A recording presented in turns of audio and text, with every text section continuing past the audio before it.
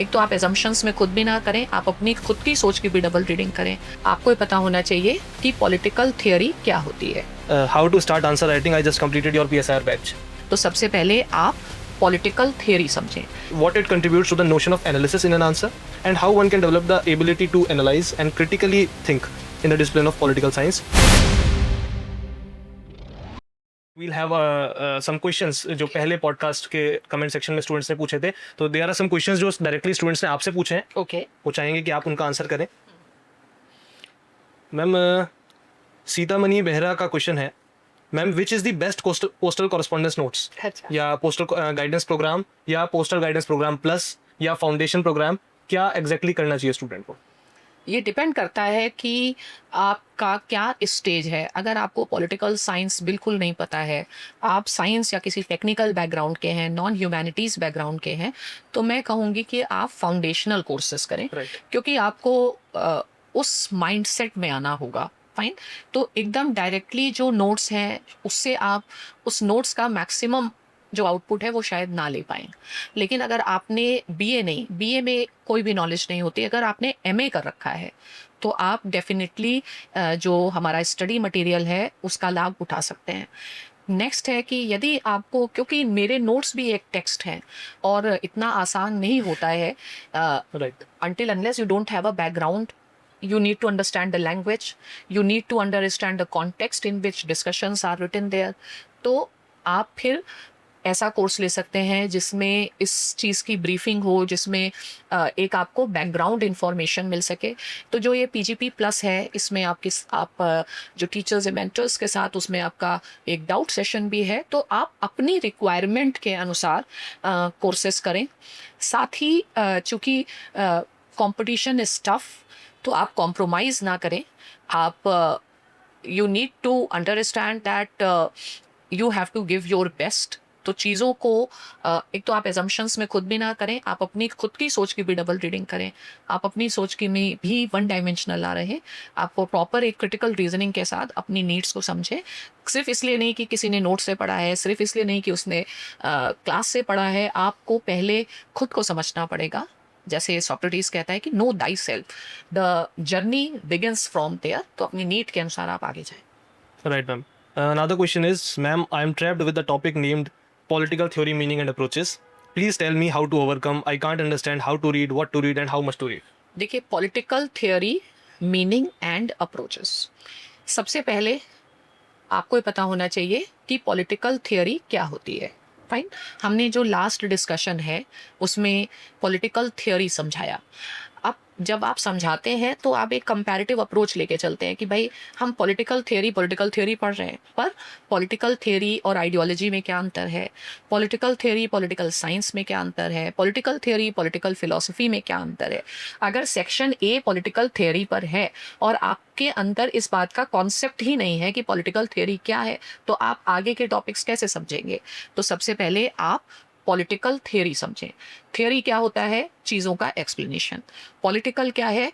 Pertaining to political system, यानी राज्य व्यवस्था से जो कुछ जुड़ा हुआ उसके क्या क्या सिद्धांत हैं, उसकी क्या क्या थियोरीज हैं। तो मीनिंग, अब आप देखिए कि जो पॉलिटिकल साइंस है ये ओल्डेस्ट डिसिप्लिन है, यानी उसका मीनिंग, उसका स्कोप और उसका नेचर बदलता चला गया। क्या क्या चीज़ें पॉलिटिकल साइंस में एंशियंट ग्रीस में इंक्लूड की जाती थी, कैसे कैसे पॉलिटिकल साइंस का सब्जेक्ट मैटर चेंज हुआ। जब सब्जेक्ट मैटर चेंज होगा तो सब्जेक्ट का नेचर चेंज होता है, सब्जेक्ट की मेथडोलॉजी चेंज होती है। तो इसमें सब्जेक्ट का एक इवोल्यूशन आप पढ़िए। नेक्स्ट है कि जिस विषय को आप पढ़ रहे हैं, क्या उस विषय की यूटिलिटी को आप समझते हैं। तो what they expect a question जिसमें आप उस सब्जेक्ट के सिग्निफिकेंस को समझ सकें। अब अप्रोचेस एक डिटेल्ड मुद्दा है। तो अप्रोच करना यानी कैसे हम जस्टिस को कैसे अप्रोच करें, तो किसने कैसे अप्रोच किया। अब यहाँ पर हम मेथडोलॉजी की जगह अप्रोच वर्ड यूज़ करते हैं। साइंस में मेथडोलॉजी ज़्यादा बेहतर हो सकती है। मेथडोलॉजी जो है वो अप्रोच के अंदर आती है कि यदि हम फिलॉसफिकल अप्रोच से जा रहे हैं तो क्या क्या मेथड्स हो सकते हैं। मेथड्स हो सकते हैं, क्रिटिकल थिंकिंग हो सकती है, मार्क्सिस्ट अप्रोच हो सकता है, फेमिनिस्ट अप्रोच हो सकता है, तो उस मेथड से आप जाएं। एम्पेरिकल मेथड हो सकता है, फिलोसफिकल मेथड हो सकता है।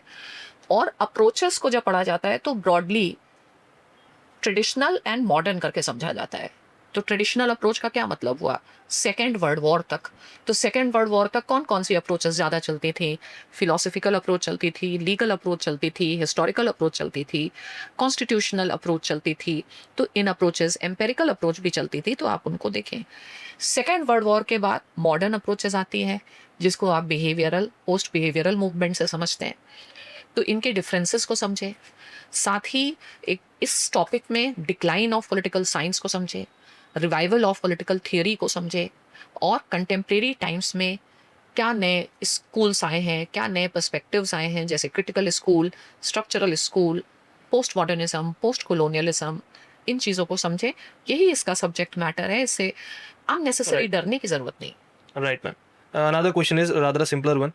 How to start answer writing? I just completed your PSR batch. How to start answer writing is, again, I will say you can join our test series program, or you can join our daily answer writing program. Test series program has started. Daily answer writing program we will start in a week or two, जिसमें हम एक daily एक question देंगे। आपको syllabus दिया जाएगा, आप daily एक क्वेश्चन लिखिए, उसके बाद हमारे डिस्कशंस को सुनिए, उसको इवैल्यूएट करिए। अगर आप ऑफलाइन आते हैं तो ऑफलाइन भी आप आएँ, क्योंकि आपको उसके साथ मतलब somebody has to guide you. सिर्फ अपनी समझ से लिख देना बिना किसी क्रॉस चेकिंग के, तो वो यूज़फुल नहीं है। और दूसरी चीज़ है कि हमारे नॉलेज का कॉन्टिन्यूअस अपग्रेडेशन होना चाहिए। तो हमेशा आपकी जितनी समझ है, आप किसी ऐसे व्यक्ति के साथ इंटरेक्शन करें जिसकी समझ आपसे ज़्यादा है, क्योंकि तभी जा कर के आपका वैल्यू एडिशन होगा। आप पीयर ग्रुप में रिसर्च कर रहे हैं या पीयर ग्रुप, ये सब मिथकों से बाहर आइए। जो एक बेसिक तरीका है कि और यस, जब भी आप टेस्ट सीरीज करते हैं या डेली आंसर राइटिंग प्रोग्राम करते हैं, तो वो एक अपॉर्चुनिटी मानिए रिवीजन की। उसी समय आप अपने की नोट्स को भी बनाइए। तो ये कंटिन्यूअस प्रोसेस है, और शायद एक फॉर्मल और इंस्टीट्यूशनलाइज्ड ढंग से ही इसका रिजल्ट ओरिएंटेड एफर्ट हो सकता है। Ma'am, year long test series जो हमारी है उसमें आप आंसर राइटिंग स्किल तो सिखाते हैं, rather we also have a huge team of mentors where Yes, yes. Toppers, Delhi university professors are Yes. There, तो वो भी स्टूडेंट्स को टेस्ट सीरीज में मिलता हाँ, है। तो आप मेंटर से मिले, आपको जो समस्याएं आ रही हैं उसको लेकर के बैठे नहीं, और हमेशा एक एक्सपर्ट एडवाइस लेना, एक Right. इंटरेक्शन लेना, ये इम्पॉर्टेंट है। तो अच्छे टीचर से आकर के मिलिए, क्वालिफाइड मेंटर से आकर के मिलिए। प्रॉब्लम को के साथ मत बैठिए, बिकॉज अगर आप बहुत ज़्यादा इंक्लाइंड हैं कि आपको इस परीक्षा को पास करना है, तो गिव योर 100%। Right. फाइन, तो कोई भी कमी आप ना छोड़ें। Last question for today. So the student asks, ma'am, I have seen your many Can name sessions. because they may relate it. The username is not the name itself. It's something at the rate KSPB. Okay, So okay. that's why I didn't name. The question is basically कि in your many sessions you are talking about aspect of analysis in your answers. The question is what it contributes to the notion of analysis in an answer, and how one can develop the ability to analyze and critically think in the discipline of political science. She's saying, I am eager to listen this from you. देखिए, पहले तो analysis को हिंदी में क्या कहते हैं? विश्लेषण। और एनालिसिस का अपोजिट क्या है? संश्लेषण या सिंथेसिस। यानी आपको कोई चीज़ एक कॉम्प्लेक्स फॉर्म में दी गई है, और आपके अंदर ये कैपेसिटी होनी चाहिए कि आप इसको ब्रेक डाउन कर पाएँ। इसको पॉलिटिकल साइंस की भाषा में रेज़ोल्यूटिव कंपोजिटिव मेथड भी आप समझ सकते हैं, कि एक चीज़ है वो कॉम्प्लेक्स है, जिसको शायद आपने हॉब्स में पढ़ा होगा, और उसको क्या करना है? छोटे-छोटे पार्ट्स में, मतलब उसके सारी चीज़ों को आप ब्रेक इट डाउन करें। फाइन। अब इसके बाद ब्रेक करके आप क्या कनेक्शन बिठा पाते हैं, कैसे आप कॉज एंड इफेक्ट को इस्टेब्लिश करते हैं, जो जैसे डेकार्ट का भी यही मेथड है, तो आप इसको पहले यूज़ करें। इसके साथ साथ क्रिटिकल थिंकिंग जैसे मैंने बताया कि हमारा जैसे पहली सोच या पहली समझ क्या है, तो वो वन डायमेंशनल है। तो इसके अपोजिट हम अपने ही काउंटर पॉइंट्स को देखें। तो आंसर में यूपीएससी बच्चे बहुत गलती करते हैं, उनको ऐसे लगता है कि यूपीएससी एग्ज़ाम वाले आपकी मेमोरी का टेस्ट ले रहे हैं, आपको कितने फैक्ट्स याद हैं, कितना इन्फॉर्मेशन याद है। ऐसा नहीं है। कल ही मैंने क्लास में कोई क्वेश्चन दिया और उस क्वेश्चन को लिखाया, तो बच्चे सबसे पहले क्या करते हैं, फैक्ट्स को तुरंत इकट्ठा करते हैं और पॉइंट्स को लिखने लगते हैं। आंसर आपको पॉइंट्स में नहीं लिखना है, आपको फैक्ट्स में नहीं लिखना है। आपको फैक्ट के बेसिस पर जो एक निचोड़ आपने निकाला, आपने क्या जो समझ है उसको लिखना है।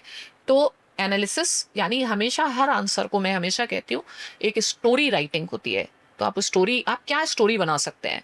फॉर एग्जाम्पल अभी मान लीजिए जो ये जिसको आप मैका पैक्ट कह रहे हैं, तो मैका पैक्ट हुआ पाकिस्तान, टर्की और सऊदी अरेबिया के बीच में। तो इसको आप ब्रेक डाउन करें कि ये क्यों हुआ, कौन कौन से एक्टर्स हैं, उन एक्टर्स के क्या क्या स्ट्रेंथ हैं, उन एक्टर्स के क्या क्या एस्पिरेशंस हैं, और फाइनली अपनी समझ को आप करें।